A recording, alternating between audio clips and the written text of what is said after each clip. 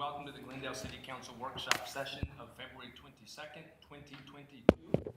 This meeting is now called to order. Mayor Wires has an excused absence from this workshop. The mayor is currently advocating for, thank you. The mayor is currently advocating for Glendale at a meeting with Greater Phoenix Economic Council and NASA regarding NASA's possibility placement of a data and reasoning fabric center in our region. Thank you, Mayor. I will now conduct an attendance roll call. Please signify by saying present. Councilmember Clark. Here. Councilmember Hugh. Aye, here. Councilmember Talmachoff. Here. Councilmember Turner. Present. Vice Mayor is present, and Councilmember Malnar is on his way. Ms. Bauer, will you please introduce item number 1, please? 360-degree virtual tour to help promote Glendale as a premier travel and business destination. Good afternoon, Vice Mayor Aldama, members of the council. Here today for our workshop. We're very excited to bring to you what we think is really a great body of work that's been put on by put together by our VCB. And so with that, I'm going to turn it over to Jim Burke, our Director of Public Facilities, Recreation, and Special Events, and he'll be assisted by Danielle Dutch, our Convention and Visitor Bureau Administrator. Thank you. Thank you, Mr. Phelps. Good morning, Vice Mayor, members of the council. It's a pleasure to be here this afternoon to brief you on this. So, virtual tourism is becoming a new thing, especially after the last 2 years of COVID, people not able to get around and see venues and facilities and come to local cities. So they're able to go online and get a firsthand look. And we're pleased to bring for you today a preview of our new 360 tour for the Westgate area of Glendale. I will share with you that this is just phase 1. We are doing this immediate area, and we will be looking as amenities and destinations are added out there to increase the list of things that are itemized, and be able to look elsewhere in the city. We'll be able to look at the retail areas in the Arrowhead area, for instance, and the downtown Glendale area in the future. The 360 imagery is really important because it gives people a chance to familiarize themselves with facilities and destinations without physically coming. And a lot of people are doing this now as a first move or first action when they're looking at going somewhere. It's an opportunity for convention and visitor bureaus and hotels to share a virtual experience, so you can actually go in and see the properties, and you can see how they relate in the community, where they relate to each other and other destinations and venues. We are luckily the first CVB in the state to bring a 360 tour to the marketplace, so we're really excited about that. We've been working on this for a little while. We're hopefully doing a press release later this afternoon or tomorrow after your review of this today. This is an information-only item. We're not looking for council direction, but we're really excited to bring with you and share with you this new technology and this application. We are already hearing, the phones are ringing with our consultant and with our CVB of other entities now want to go and copy this and look into doing the same thing. So being the first in the marketplace is something we're really very proud of. With that, I'd like to turn it over to Danielle and let her do the lion's share of this presentation, and we'll be glad to take any questions. Good afternoon, Vice Mayor and council members. We know planners across the globe are hard at work. They're planning events, they're ensuring continuity of future business. And our team is harnessing the creativity and innovation and cutting-edge technology to help planners navigate some of those unforeseen circumstances. And what you'll see here is we have a pop-up guide that shares property details. We've got pinpoints on Google Maps. And the pop-up guide, it walks visitors through each location while sharing tidbits, like the fact that Glendale has more than 100,000 square feet of meeting space. We've got photo galleries for our visitors, social media, and direct links to their websites.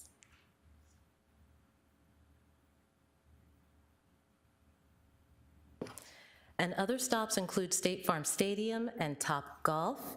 We really wanted to be cognizant of the public investment that was included, and so we started off utilizing State Farm's pre-existing and Top Golf's pre-existing tours.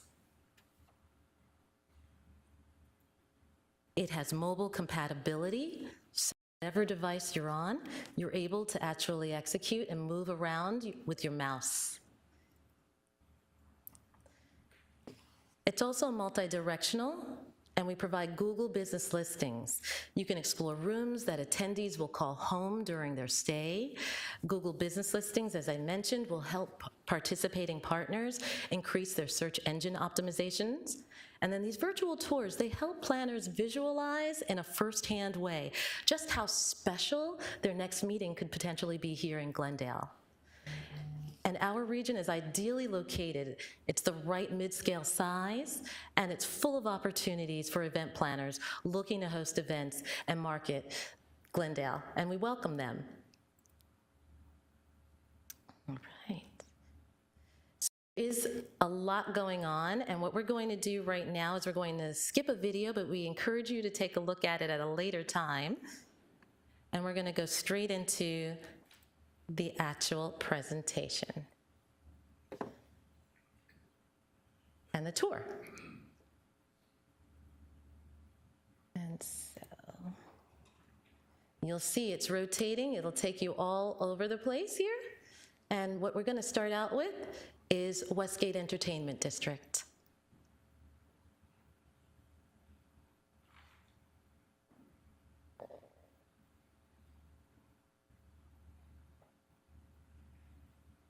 You can move around from left to right and actually take a 360 virtual tour throughout.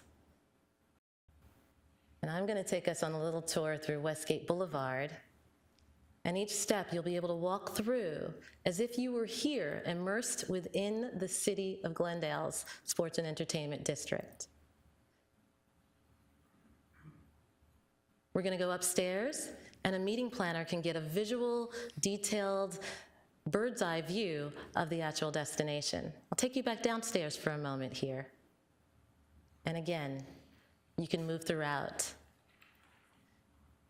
We're going to now veer off towards the hotels, and I'm going to take you to the Renaissance Hotel and Spa.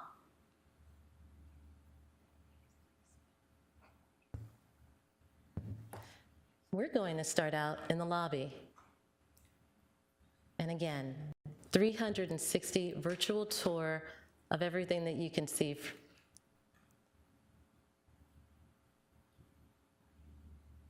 We'll go through and you'll see the front desk. And then we'll take you throughout the courtyard.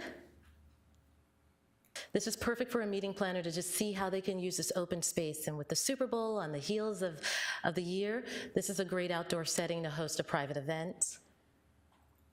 The meeting space, we're going to take you to one that's already set up. It's the Sierra Ballroom.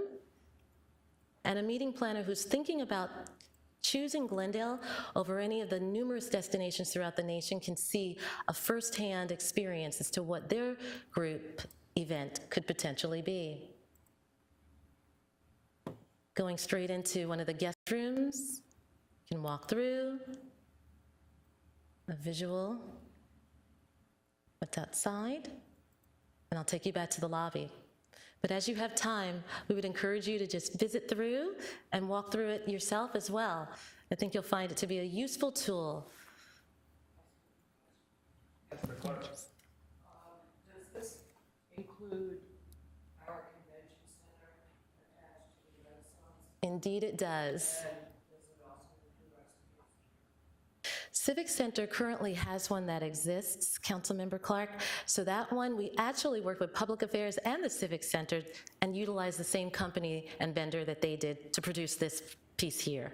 So there is not one currently for the Civic Center? There is one for the Civic Center. It does that is a pre-existing one. Thank you. Thank you. Any other questions? Mayor, members of council, that's the presentation, so we'll answer any questions or take any comments from the council. Thank you for the presentation. Councilman, have any questions, comments? Councilmember Kerr? Vice Mayor, thank you. What's the target audience for this presentation? Is it the event planners or the attendees, or who is it? Thank you for your question, Councilmember Turner.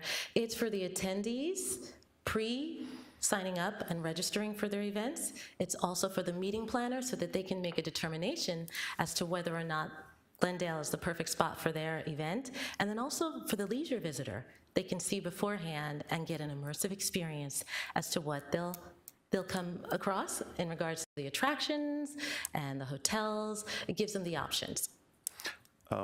Vice Mayor, thank you. I might suggest that perhaps we would want to go just a little bit farther out of the commercial zone then, and maybe incorporate some things like Thunderbird Park, Squirrel Ranch Park, Heroes Park, our three premier parks, to give them, the attendees, an idea of what else they might do while they're here, or why they might have a desire to stay longer than just the end of their conference. And also with the event planner, locations they might be able to do other types of events, team building exercises and things like that. Vice Mayor, members of the council, Councilman Turner, that's really a very good suggestion. As we grow this and add destinations and elements, it's a great idea to be able to put the features that we're most proud of, like TCP and Squirrel Ranch Park. And as I mentioned, we'll look at downtown too, and Heroes Park. Is there any data you guys are using that that will help you identify areas, as Councilmember Turner mentioned, that you guys are focusing on? So what you demonstrated today, is that because of data you received from someone or affiliates at all? Hello, Vice Mayor Aldama. Actually, that selection was because that's where most of the hotels in the meeting space are located. And we know that's where we can put the heads in beds and folks within the stadiums, Gila River Arena, as well as the conference center. So that was why we ended up choosing this area, but we are definitely exploring other opportunities moving outside of the sports and entertainment district. Thank you. Councilmember Talmadge. Thank you, Vice Mayor. So I think this is really great. I love, that we're kind of veering out into this newer technology. But how does the back end work? I mean, is the idea to generate leads, and then how do you, there's got to be some kind of back end work happening, or this has to serve some purpose. So how do you follow up? Are you getting, list of daily leads, and then you can follow up with them and actually talk to, they can talk to a real person? You're absolutely right, Councilmember Tilmachoff. The back end aspect of it is we are able to run reports that will tell us who's looked at it, but we're using it as a tool as well. So prior to meeting a meeting planner, as a lead comes in, we'll share this with them and literally walk them through it. We also can do familiarization tours with groups of folks that are interested in coming to Glendale, and we can host an actual opportunity to do a virtual tour online. But for certain, the back end of it, we're getting leads, we're following up with them and asking them, okay, this is the first place where you'll start. Would you like to come out and visit it firsthand as well? Okay, thank you. Okay, those are great comments by council members. I want to remind you, and you know this, so we promote work, live, and play in Glendale. And so if you'll focus on some of our residential areas that we want people to come live in. So I know you're probably already on that, but you want to work, play, and live in Glendale. So keep in mind that. Councilmember Clark. Thank you, Vice Mayor. One thing that occurred to me when you were talking was you said you make this available when someone calls and it generates a lead. But how does the casual visitor not associated with an event get to see this virtual tour? Is it also on our website? As of today, we will go ahead, or at least later this week, we will be putting this on our website. It'll also be on our e-signatures at the bottom, indicating and encouraging folks to please click through to learn more about Glendale. Thank you. Council members, any other comments?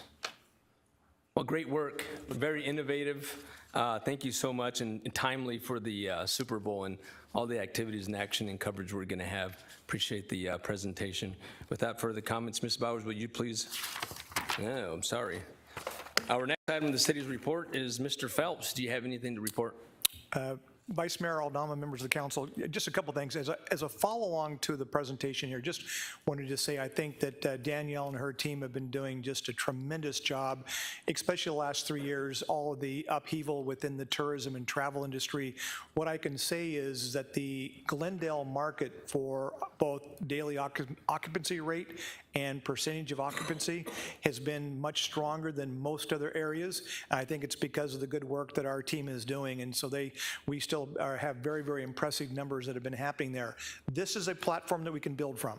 And what we wanted to show you was kind of the targeted approach, but as we build this out, we can see economic development coming in and saying maybe we want to showcase these kinds of things. Once you have the kind of the tool and you have the vendor to help you put it together, it's really just a matter of where you want to take it. So we'll be looking to expand this because this is really where people are going to be making decisions from in the future. They're already making them, but that's going to continue to move that direction. So just a couple items then for the council.